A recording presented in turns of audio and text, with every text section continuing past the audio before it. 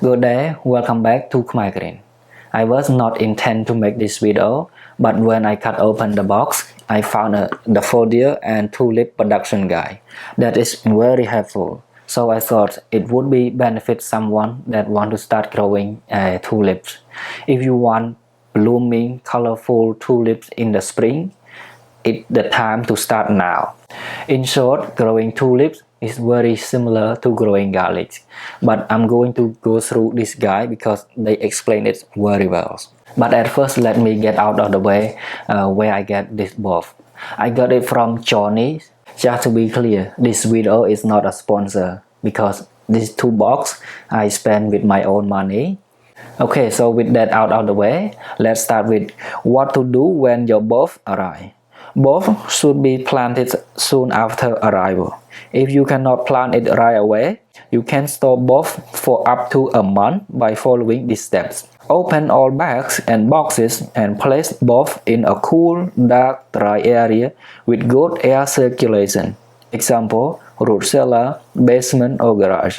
You can also store your bulbs in the refrigerator crisper drawer, but do not store them with ripening fruits. Ethylene gas released by ripening apples and other fruits can cause the flower inside the bulb to abort or incompletely form. Temperatures of 38 to 65 Fahrenheit or 3 to 18 Celsius are fine. The cooler the better, but do not freeze your bulb. Note in hardiness zone 8 to 10. So for people that are live in the zone 8 and warmer, there is a catch.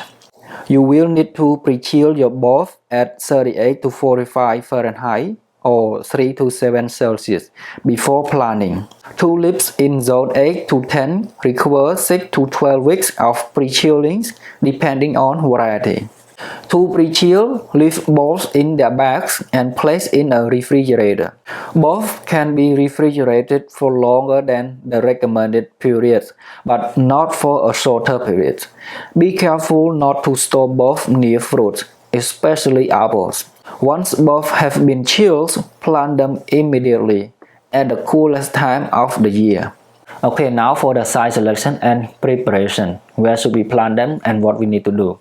Bulbs require a well-drained soil with a pH 6.0 to 7.0, which means basically neutral, not too alkaline, not too acidic.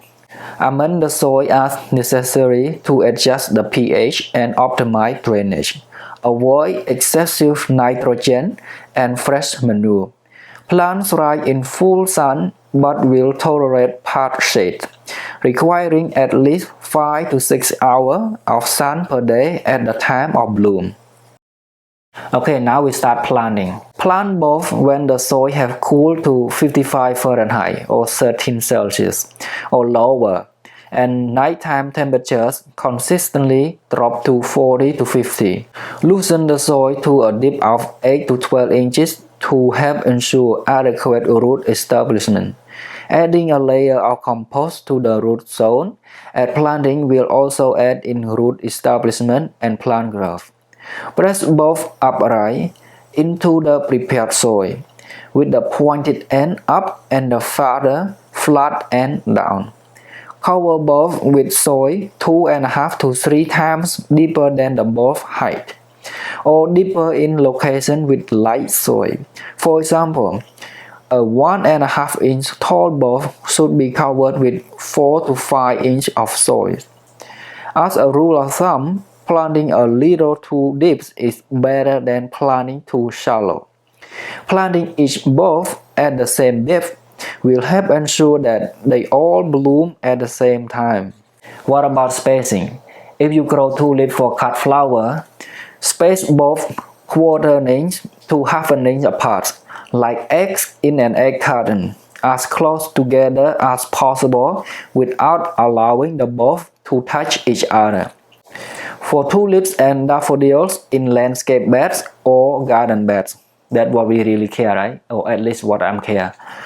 Space both 1/6 inch apart. Alright, so our plantation seems to be complete, but what about mulching? While not required, mulching with chopped straw, chopped leaf, or pine bark 2 to 4 inches deep can be helpful for preserving moisture, cooling the soil, and deterring weeds. Wait to apply mulch until after ground has frozen. Damage to the bulbs can be occur if the mulch is applied when the soil temperatures are too high. Remove mulch in early spring. Leaving mulch in place will delay flowering. Okay, now moving on to irrigation. Watering. Water immediately after fall planting. Thereafter, no more rainfall should suffice in all but the driest climates. For the last step in our plantation that ensure a blooming springs is fertilizer. First year planted both and both treated as annuals do not need fertilizer for flowering. Let me clarify this point a little bit. So that means for the first year we don't have to do anything, just plant it and it's gonna take care of itself. Or if for the cut flower people, they plant it as annual, which means when they harvest the flower, it means the both not gonna come back again next year. But for our regular people that growing at our garden, that we expect year over year, we need to do something with the fertilizer. Perennialized bulbs can benefit from the addition of compost or a slow release bulb foods on top of the soil from their second year on. Top dress with fertilizer 3 times per year, in the fall, in spring prior to bud formation, and once in early summer, after blooms have faded. Avoid harsh fertilizer and high nitrogen fertilizer. For harvesting part, I'm going to skip it because as a home gardeners, we enjoy its beauty, to admire its beauty as long as we can. So we let it grow until it fall down. But if you enjoy to cut it to put in the waste to enjoy in the house, or if you are a cut flower grower, you want to cut the flower to sell, I'm going to put that section on the video here so you can read on that section. You can pause it and you can read. So if we follow all those steps, it likely we're going to have a beautiful springs and our job is pretty much done. But if you want it to come back and bloom again next year and the year following and year more to come, we have to do this step. Perennialization or naturalization. That had any blooms that you do not harvest. This encourages the plant to send energy to the bulb. We also recommend leaving the photosynthesizing foliage intact if you wish to encourage repeat blooming the following year. Moreover, only after the leaves have yellowed completely. Taking care not to dislodge both. Keep the bed weeded.